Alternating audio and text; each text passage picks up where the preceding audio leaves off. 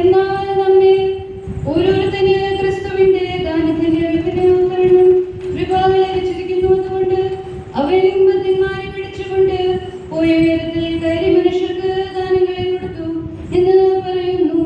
കയറിയെന്നതിനാൽ അവൻ ഭൂമിയുടെ ഏതോ ഭാഗങ്ങളിലേക്ക് ഇറങ്ങിയെന്ന് വരുന്നില്ലയോ?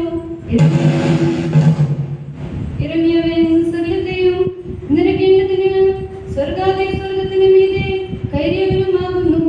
അവൻ ചിലരെ അപ്പോസ്തലന്മാരായും ചിലരെ പ്രവാചകന്മാരായും ചിലരെ സുവിശേഷകന്മാരായും ചിലരെ ഇടയന്മാരായും ഉപദേഷ്ടാക്കന്മാരായും നിയമിച്ചിരിക്കുന്നു.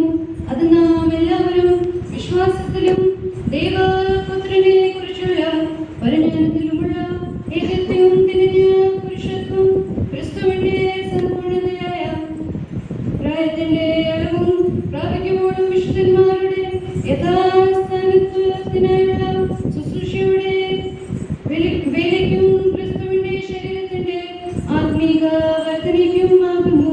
അങ്ങനെ നാം ഇനി മനുഷ്യരുടെ ചതിയാലും ഉപായത്താലും തെറ്റിച്ച് കളയുന്ന യാത്രകളിൽ കുടുങ്ങി പോകുവാൻ തക്കവണ്ണം ഉപദേശത്തിന്റെ ഓരോ കാറ്റിനാൽ അലഞ്ഞിടുന്ന ശിശുക്കൾ ആയിരിക്കാതെ സ്നേഹത്തിൽ സത്യം സംസാരിച്ചുകൊണ്ട് ക്രിസ്തുവിന്റെ നിലയോളം സകലത്തിലും വളരുവാൻ ഇടയാകും.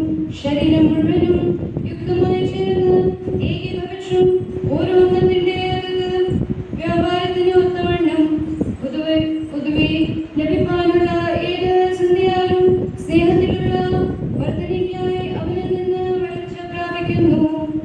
Hallelujah, hallelujah, hallelujah.